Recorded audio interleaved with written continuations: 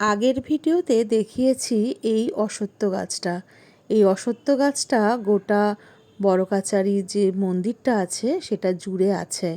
বাবা বড়কাচারির আর একটা নাম আছে, সেই নামটা হলো ভূত কাচারি। আগেকার দিনের মানুষরা এই জায়গাটার নাম বলতো ভূত কাচারি।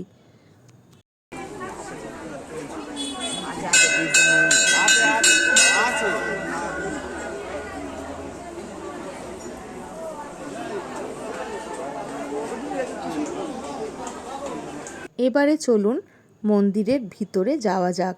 আগেই দেখিয়েছিলাম এই কাগজগুলোতে সবাই নিজেদের মনস্কামনা লিখে দিয়ে যায়। মন্দিরের ভেতরে যখনই মোবাইলটা নিয়ে ঢুকতে যাওয়ার চেষ্টা করলাম, ওখান থেকেই নিষেধ এলো মোবাইল নিয়ে আসবেন না। তাই আর কি করা যাবে, আপনাদেরকে আমি মন্দিরের ভিতরের জায়গাগুলো বা কোথায় পুজো দেওয়া হয় দেখাতে পারলাম না।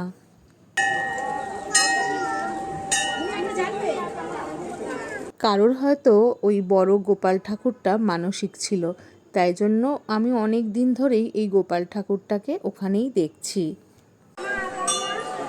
আরেকবার দাও, দিয়েছো?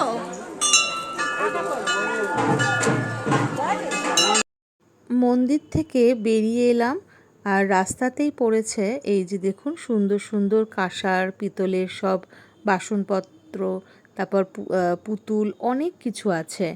আর এই যে দেখুন পাথরেরও শিবলিঙ্গ আছে, পাথরের বাটি, এত ভালো লাগছিল দেখতে, তাই কিছুটা আমি ভিডিও করলাম। আর এই দিকে দেখুন এই 3D যে ফটোগুলো আছে ফটো ফ্রেমের মধ্যে বাঁধানো, দেখুন কি ভালো লাগছে। একবার করে চোখ খুলছে আর একবার করে চোখ বন্ধ করছে, এই জন্য আমি একটু ভিডিও করে নিলাম। এই যে দেখুন ছোট্ট আমাদের ভোলানাথ একবার করে চোখ খুলছে আর বন্ধ করছে। আমি বড় কাচারিতে যেই দিন গিয়েছিলাম অনেকটাই ভিডিও করেছি, যাতে আপনাদের সাথে আমি সবটাই শেয়ার করতে পারি, কিন্তু এতটা বড় হয়ে গিয়েছিল আমার ভিডিওগুলো, তাই জন্যই আমাকে এরকমভাবেই অল্প অল্প করে দিতে হয়েছে। আমার ভিডিওগুলো ভালো লাগলে আমাকে লাইক ও কমেন্ট করে জানাবেন। আমার ভিডিওগুলো দেখার জন্য অসংখ্য ধন্যবাদ আপনাদের।